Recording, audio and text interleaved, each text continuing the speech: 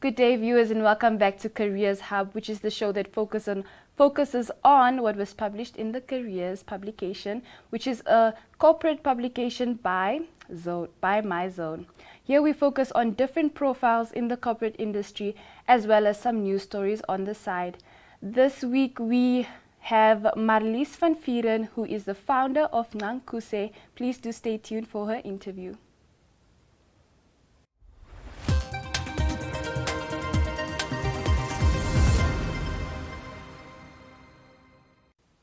Hi guys, and welcome back. Now today, as you can see, we're in a different beautiful setting, and of course we are joined by the lovely Marlice Van Vuuren. She is the co-founder of kuse, and she will be telling us a little bit about the establishment, and we'll get to know a little bit about herself. So how are you doing? Thank you. No, doing good, and you? I'm doing excellent. Thank you so much for having us here today. No, you're welcome. Thank you. Thank you so much. It's so beautiful out here. I feel like the air is different. Yeah, it's nice. Yes, okay, so let's get started. And can you tell us a little bit about the establishment? What is the backstory of starting up?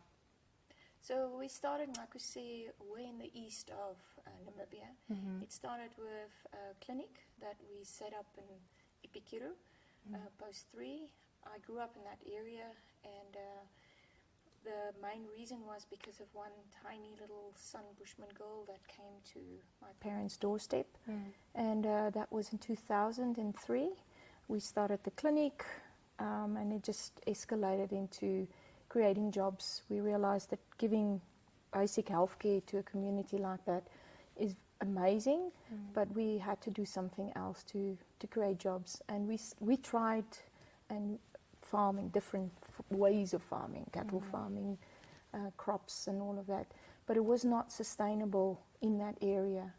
And we realized to accommodate more people with different skills, even if they didn't go to school all the way to management level, tourism would be a very good option. Amazing. And this is how kuse started.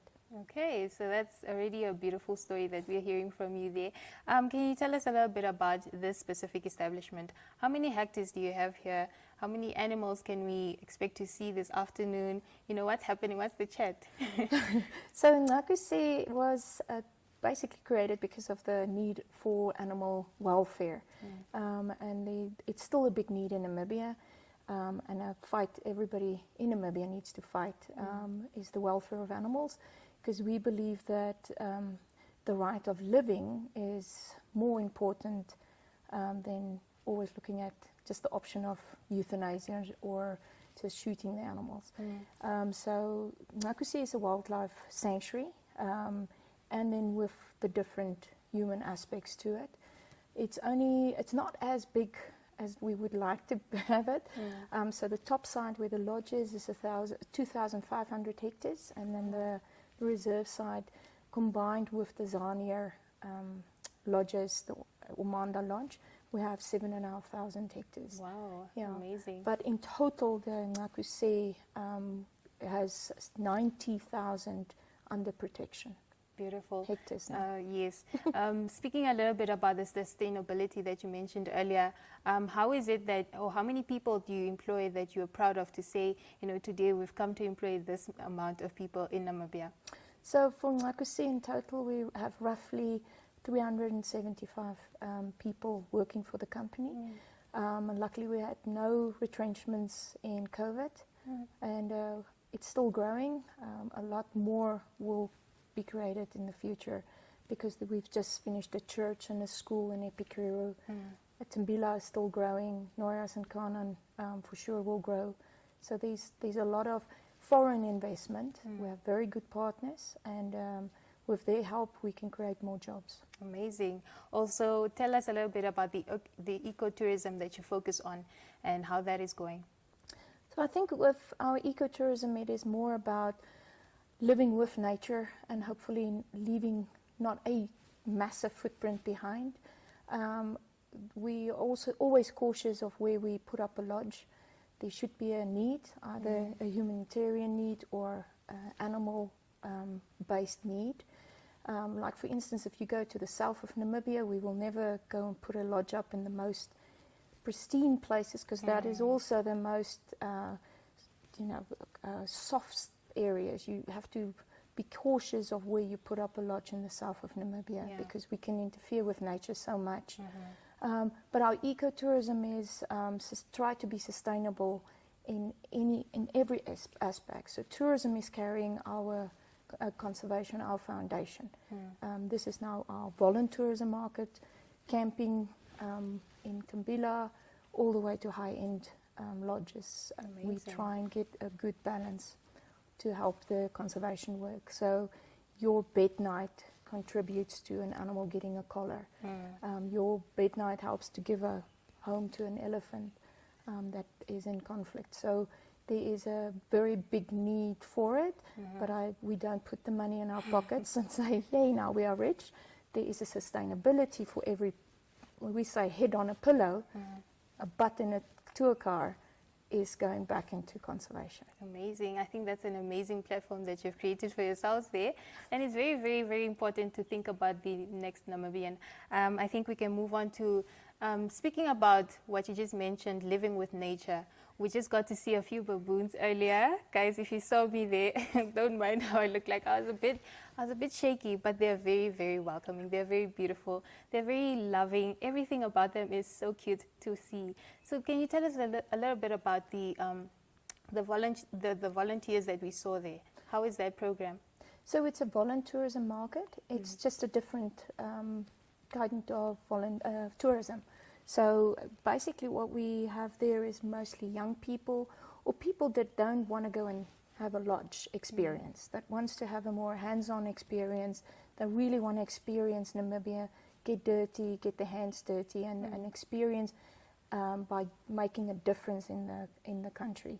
So we have the clinic involved in there, we have the school, we have a chapel on Kuse, where volunteers can actually come if they want to spread the gospel of God to the communities in Namibia, and then the same for the animals.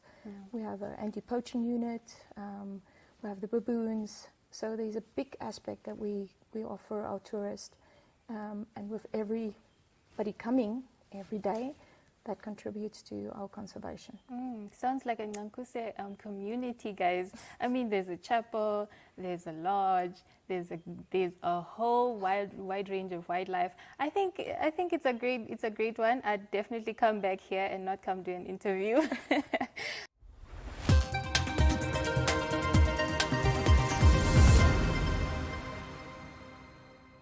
Wow, what an amazing cause that is, and I'm super inspired. I don't know about you guys, but now we head on over to our career motivation by our HR column for the week, Marlice Van Vuuren.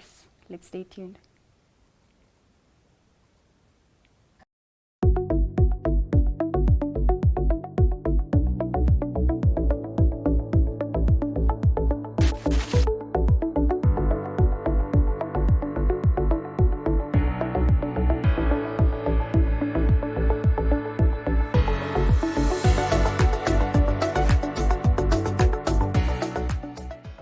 Welcome to the world of tomorrow, where your team is working hard, your company is doing well, and together you are driving innovative ideas to take the world by storm.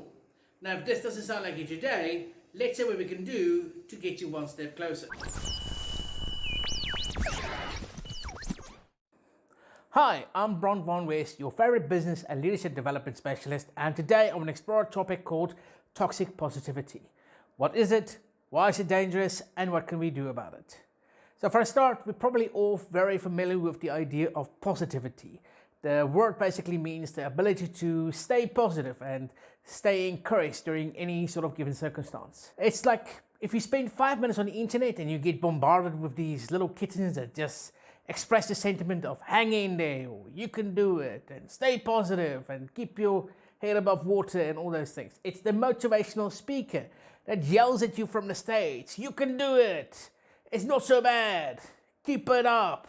Now don't get me wrong, positive statements, uplifting comments, these are positive things, these are good things, and it can lead to amazing results, but only if it is coupled with a focused, objective, realistic action plan. Positive thinking for the simple sake of just staying positive, despite incredible odds, will turn that positivity toxic.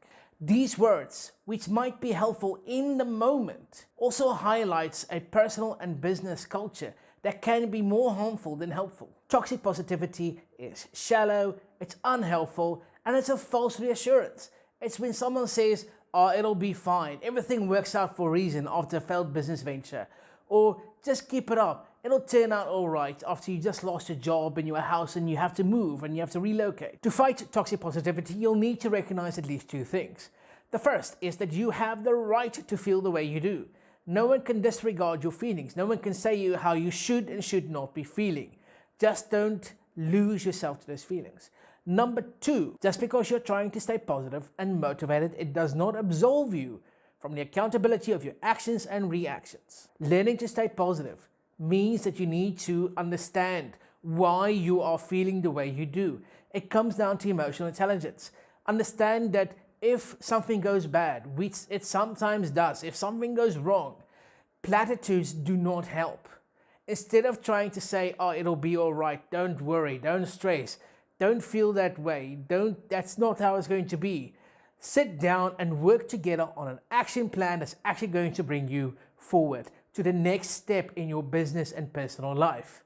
Do not disregard it. People will overreact. People will get angry. But if you can work together on your emotional feelings, on your feelings and actions and reactions, it is a far, far better thing to do than simple, unhelpful platitudes.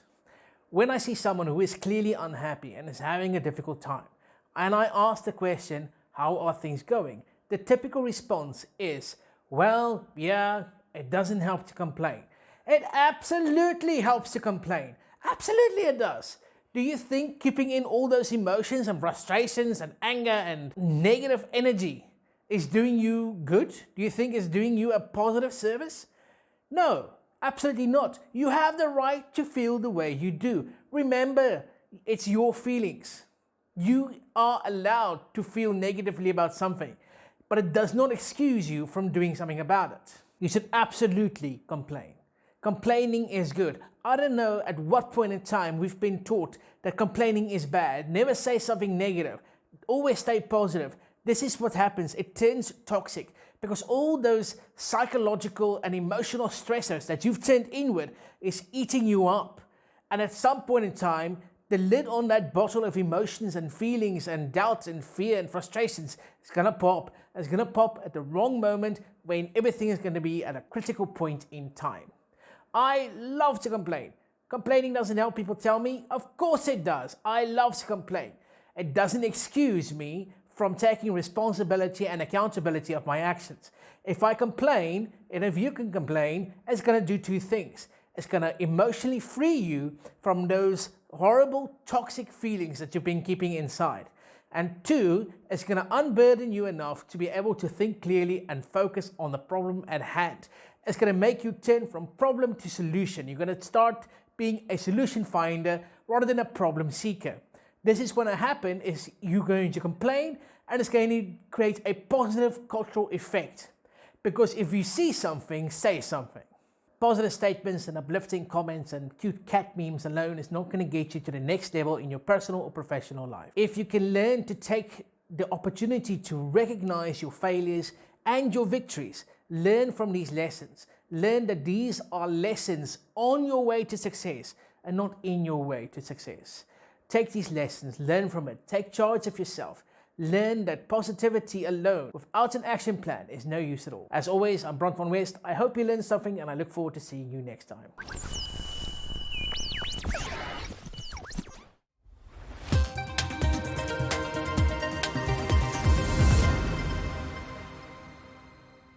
After that career motivation, I'm definitely feeling all types of motivated and I'm ready for the new week.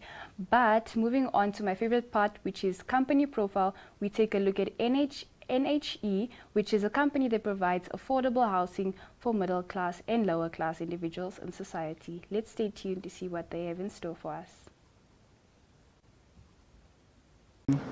Today we're here at the National Housing Enterprises headquarters in Careers Bistro. So let's take a quick tour of their premises. Follow me.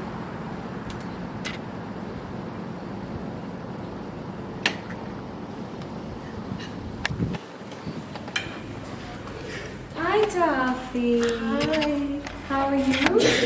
How are you? I'm fine, thank you. Tahafi is the Acting Communications and Marketing Officer for the National Housing Enterprise. Tahafi, please do show us around your beautiful premises. Oh, yes, definitely. This is our reception. This is Viola. Hi. They come follow me. Please feel welcome, feel at home. This is, however, the National Housing Enterprise. Oh, this is very lovely. What is this? So these are like prizes you guys give away? Yes, this is just sort of like a ornament. Oh. Yeah, so that we can really show you some of our gifts that we have Yeah. for the public and just for display purposes. Oh, that's cool. Yes.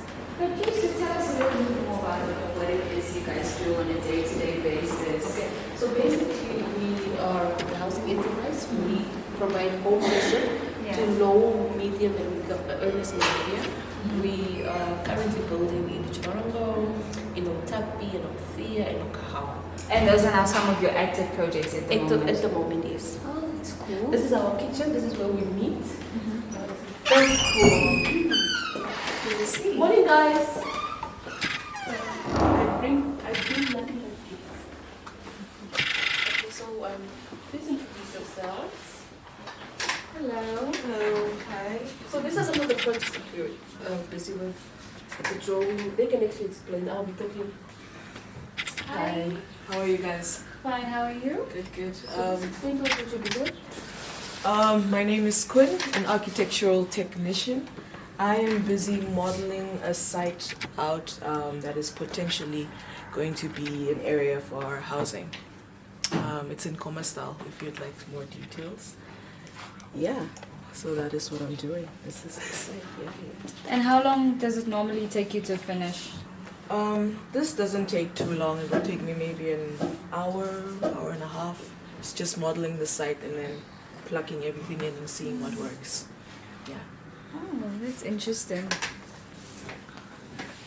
Let's just quickly go there. We're gonna speak to Maneti. Okay. What do you do? Explain us what you do. Hi guys, my name is Panetti. I'm an architectural technician as well. And so far I'm busy with Valdes Bay townhouses, which will be in kuse. This will be around 16 units so far. So that's what I'm currently busy with right now. Okay. Can you guys just show us some of the plans that you might have so that we can show the public what it is that you actually do? Yeah, so here we have different types of typologies for our housing units. A few layouts of the areas that we're working at. I think here we can even look at, let's look at this one. This is one of our houses or housing units. This is a core 9 type house. What does that mean? That's just the name for this specific unit. Okay. Yeah, so what that has is 2 bedrooms, a kitchen, and a lounge. This is more or less what it looks like. So we have a few. So now to the exciting part. Are you going to take us to meet your CEO? Oh yes, definitely. So I'm going to introduce you guys to our CEO, the incredible Mr. Mokoli.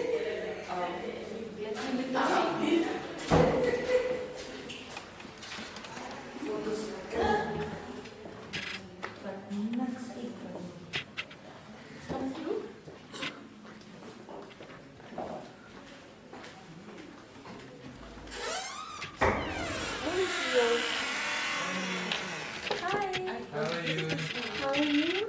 Good. Very well, thank you. Yes. Also, so Mr. Mukulu Jemima. This is Mukulu. I'm the CEO of LAG. And how long have you been the CEO? I'm now 6 years here at LAG as the CEO. Yes. Thank you so much for allowing us to be in your space and to visit your company today. Thank you. Tahafi has done an amazing job at showing us around. That's good. Yes. No, it's a pleasure having you here as well. You are more than welcome. Okay, thank you. Okay. Thank you, guys. Well, now we've come to the end of an amazing tour with Dr. Happy. So I've really gotten to learn a lot about what it is you guys do, and not just see houses that say NHE, but actually know what it means and the hard work that goes into it. And thank you so much for allowing Careers to see and allow the public to also get to know what exactly it is you guys do. Thank you so much for having us. We are really delighted to just open ourselves up to the public so they can understand what it is that we do here at NHE. There's so many different interesting, exciting careers for the public out there. Yes. And many projects that you guys are working on. Oh, definitely. So please visit our social media pages and so that you can be updated with the latest information and news. Alright, from us it's bye-bye. We like these.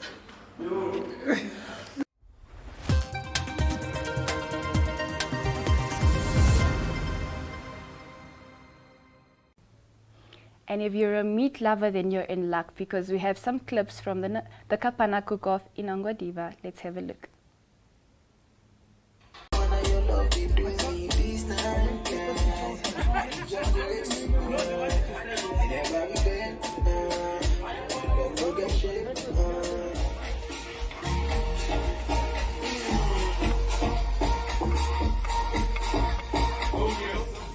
Tenderizing it a little bit, making it nice and soft. We've got contestant. Yeah, I mean, this is the Angwadiva. We call it the northern round of the Netbank Kapana competition. We always try and go to either Ondangwa or Shakati or in the surroundings. The 8th year of the Netbank Kapana competition that really started right where we are now in Angwadiva with the opening of the Oshana Mall branch of Netbank. That's when we hosted the very first Kapana competition just to celebrate the opening of the branch, but it's since grown, evolved into a national competition. This is our last preliminary round, having been to the coast in Walvis Bay this year, having been to Windhoek a couple of weeks ago, and we'll have the 3 semi-finalists from the northern round in Angwadiva, and they will contest for the grand prize worth in excess of 100,000 Namibia dollars, and that will take place at the Angwadiva Annual Trade Fair on the 26th, 27th of August. So we're looking forward to bringing the winner and call it the climax, the grand finale of the Netbank Kapana Cook-Off competition for 2022 to its ancestral birthplace right here in Angwadiva. Absolutely. And Tatapenda, we could see that you were having so much fun preparing the Kapana here today. Some baked beans in there, some cucumber, and a little bit of parsley as well. So let's find out how much time our final contestant has over here. 3 minutes left. The judges are there to Namano evaluating. Alright? So congratulations, top 10. Please give your preference to our ladies over here, okay?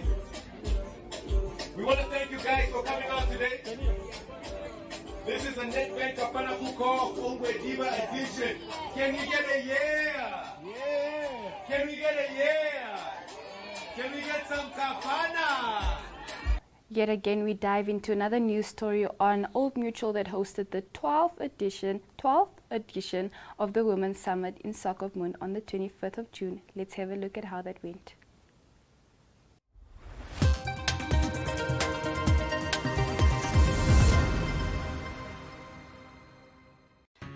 My name is Hermine Lago and I'm a storyteller. I use the power of story to heal and overcome limiting beliefs, and I help others do the same. I am super stoked for the upcoming Old Mutual Women's Summit in Swakopmund on the 25th of June. I truly believe that we find ourselves in each other's stories, and every single time that I have felt stuck, I have found the way out through a story of another woman. Every time I have felt really, really low, I have always found the way out and through the story of another woman. And I am so excited to share my story of overcoming limiting beliefs, my story of healing, and my story of transformation with everyone on the 25th of June with Old Mutual. Well, it was indeed an amazing edition of Careers. I hope you guys enjoyed it as much as I did. But do remember to get yourself a copy every Friday in the Namibian Sun, Republican, and Allgemeine Zeitung. Do make sure to stay tuned. I'll catch you guys next time on Careers Hub. Bye.